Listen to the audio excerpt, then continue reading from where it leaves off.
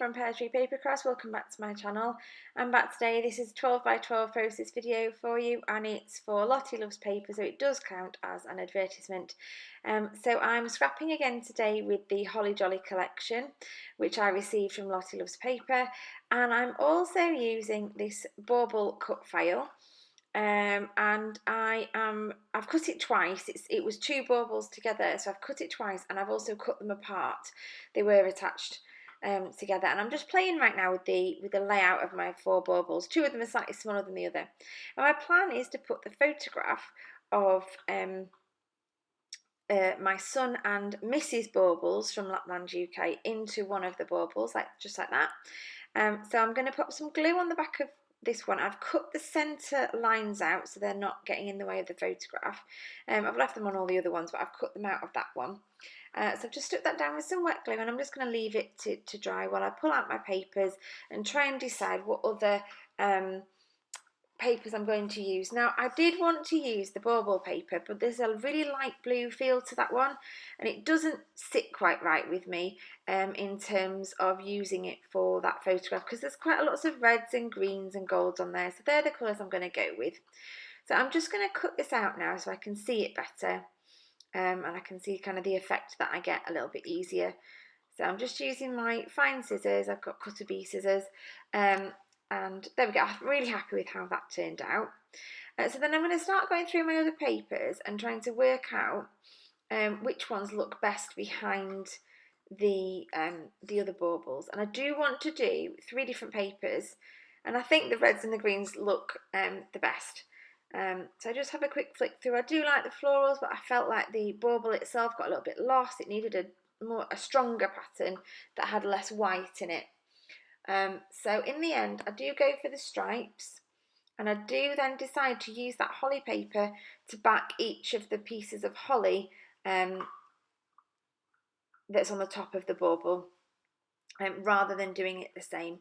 So all I do is cut some smaller pieces of that holly paper, pop some wet glue on, and pop them and allow them to dry. I do tend to let things dry a little bit before I try cutting them, just to make sure I don't end up peeling it off. So I do stick them all down first, and then I start fussy cutting them.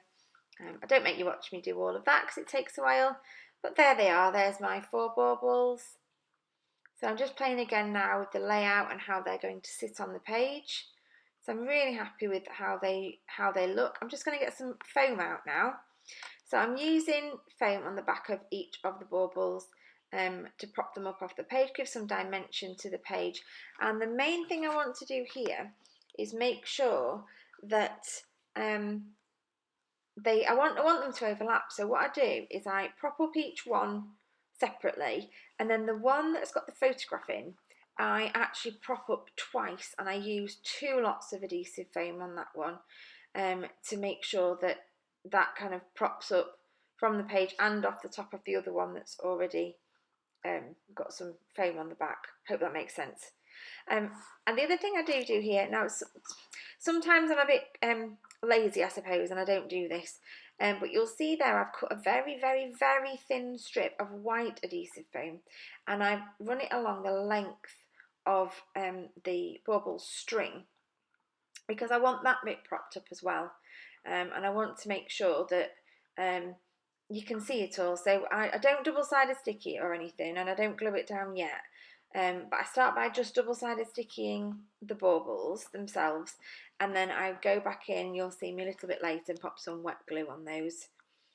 So I'm just lining them up, making sure I'm happy.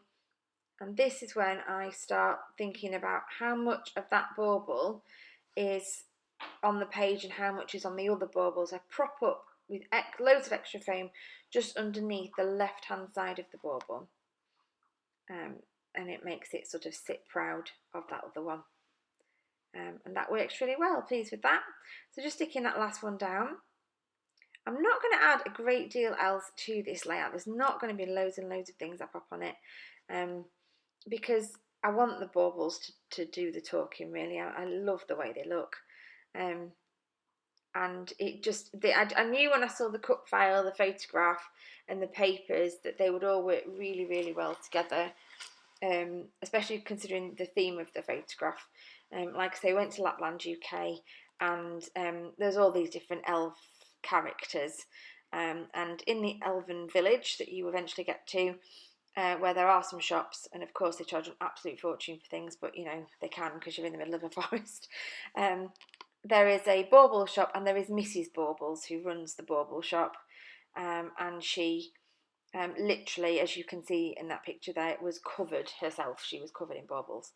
And so yeah, it just all sort of fit together really nicely. I've loved working with this collection. I think this is number 10, layout number 10 that I've done, and then I sat down the other day and I worked out how many more photographs I wanted to scrap and to get into this album, and there's another 10. Now I think I have 2 or 3 full sheets of paper left, a whole load of scraps and some stickers and bits and pieces, so let's see if we can do some really creative scrapping and get another 10 out of it. I'm not sure, but I'm going to try. So what I'm doing now is popping through all the different embellishments that I have got left. I've got loads of those, that sticker book left. But I do pull out these stickers from my stash because I knew I wanted gold, because she's got that kind of goldy colour on her top there. And I wanted to write Mrs Baubles. Now, I didn't have any E's left, so I cut the end off a B, I think, and turned it into an E. And I did also spell baubles wrong then for a second, but I do change it very quickly. And I just wanted to pop the name around the bottom of this lowest bauble as my title, Mrs Baubles. Just looking for an, oh, that was it. I didn't have any R's left either, and I only realised after I'd stuck everything down. So then I had to be really creative, and I used a P and did I use a comma? Or did I cut? I think I cut another letter up. I think I cut something up. Yes, I cut a V up, and I just cut the top of a V, and then kind of positioned it really close to the P. And in the right light, you can't even tell I've done it. I do find that you do have to be really creative with lettering sometimes, and I think that's fine, because I don't want to let all those beautiful letters go to waste, so I'm happy to be creative with lettering. So I'm just rounding the corners of the E now because they looked too sharp as I was looking back at that E. And I've just gone off camera slightly. There's my E. Just tidying that one up. And then the last thing I do with this layout is to pull out some of my enamel dots. I did get the enamel dots along with this collection to use, and they work beautifully. Oh, I also found those lovely die cut words, holly, jolly and merry, and they just sat on top of those baubles so beautifully. I have to stick those on, so they've gone on. And here come my enamel dots, and then my finishing touch is some gold splatter using some watercolour paint, some gold metallic watercolour paint, and I just do pop a little bit of plastic over the photograph to make sure that I don't accidentally cover my photograph in gold splatter. I have done that before, and it was such a shame, but I remembered this time to cover it up.